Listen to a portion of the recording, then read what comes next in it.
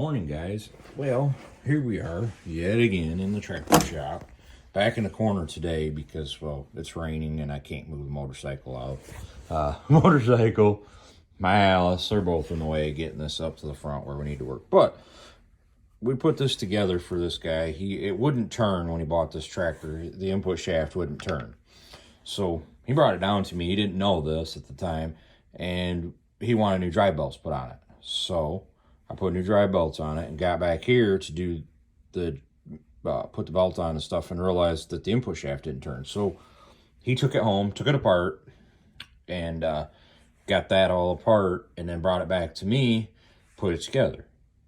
Okay, so I put it together for him, which is what he wanted, and he brought it back again because he was having problems with it still in the tractor this time, and he wanted me to do the belt adjustments after he got it all put together because the belts were too long, didn't work, whatever.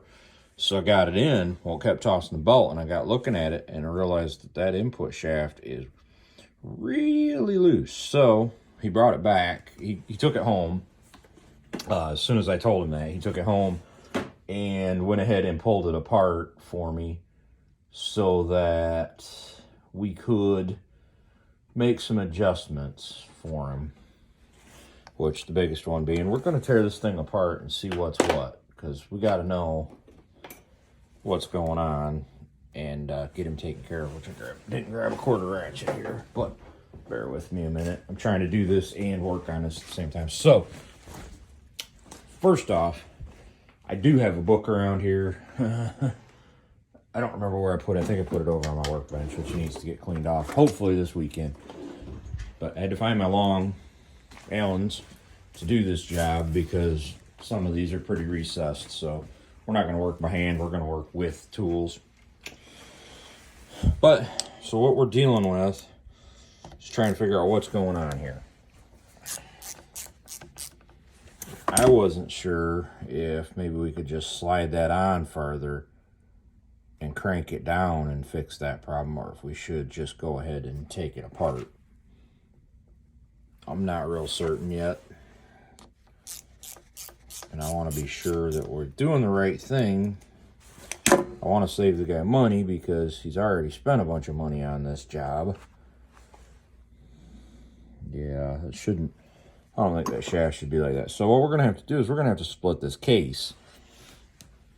Shifter and axles come off. I think we're going to try to get that done this morning, and then we're going to split this case today, hopefully later today.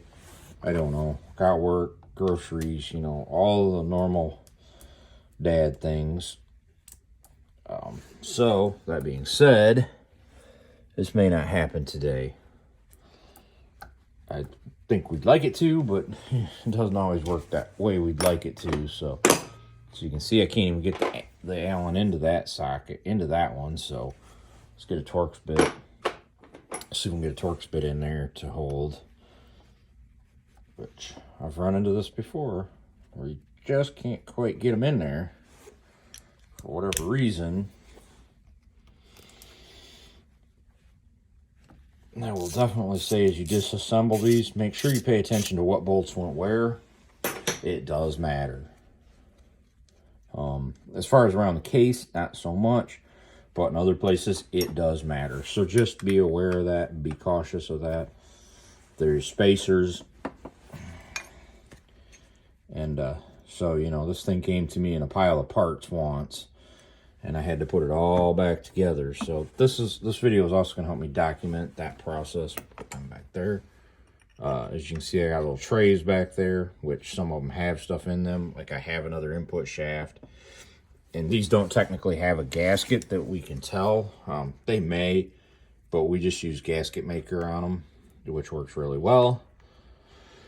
Fills any imperfections, should you have any.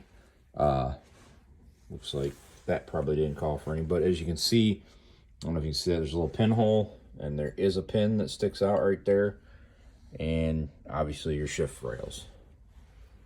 So what we're after is splitting this case, but next step, you know, shifter comes off. I don't think we're going to worry about pulling the brake apart, because we're just going to try to pull this apart. We just need this half and this shaft. So That being said, I think we're going to pull only what we have to apart. I don't think we're going to do any more than that. I really don't think it's necessary. We've already been inside this thing. We already know most of it is in good shape. I don't remember if we have to pull these off, these hubs, or we can just pull the axles. So I think we'll find that out together. Yeah, I want to get that pin out, or that keyway out. Not the best way to do it, but if you're careful, or if you're good at it, to just fall out. The other side of that being that you can take a flat, put them on a flat file and run them, hold your fingers down on top of it against your, we'll say this is your flat file here. Take that pin or that keyway, set it down on there with your fingers on top of it, and just clean it up, you know, just run it back and forth, flip it over, do the same thing. You can clean that scarring up and it will still be fine.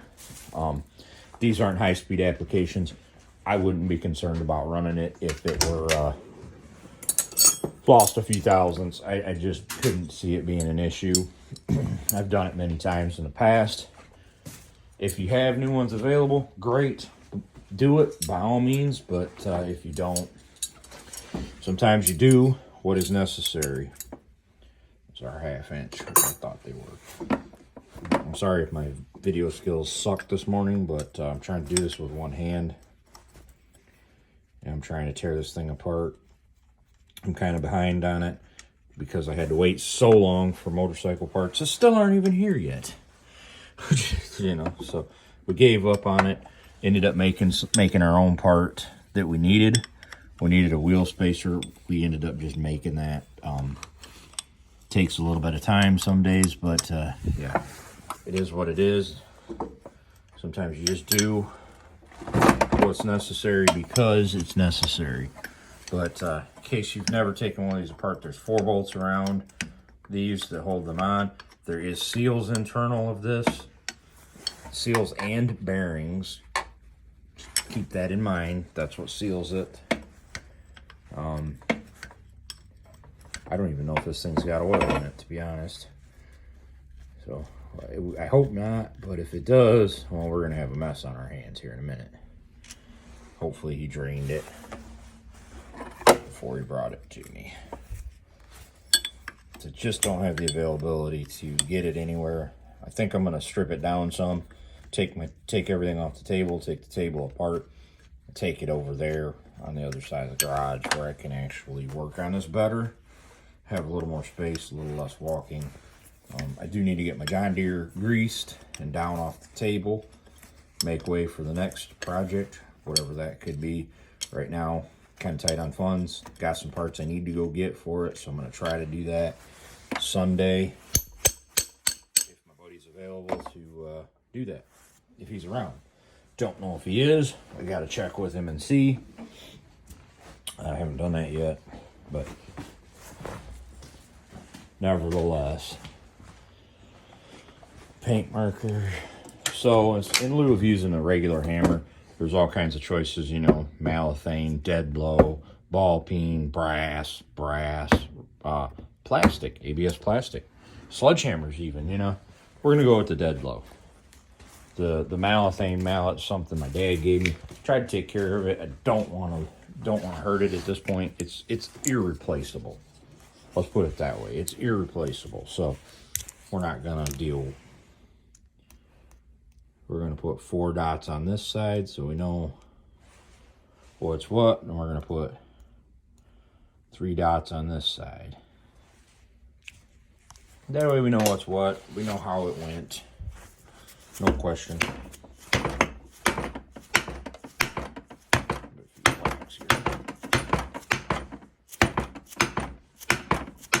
As I suspected. As I thought, those have to come off. So let's find us a quick wrench here. I thought the hubs came off. I just couldn't remember.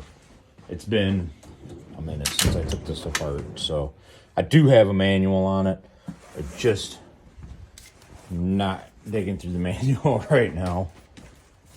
Pretty simple stuff, disassembly part wise. This far. From here it gets difficult because we're going to have to mess with the transmission. So again, just one hand here. We're going to go ahead and put our 4 dots on here. 1, 2, 3, 4. Okay. We're going to do the same thing over here. We're going to put 1, 2, 3 dots. Always should mark your stuff. It does help.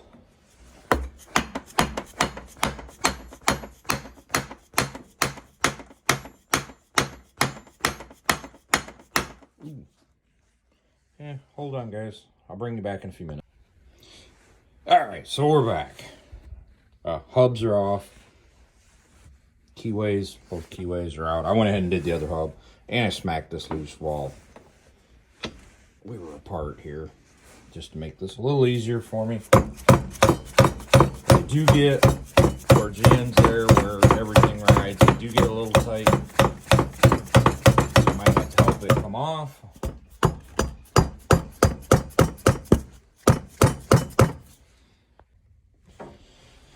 Okay, those are off finally.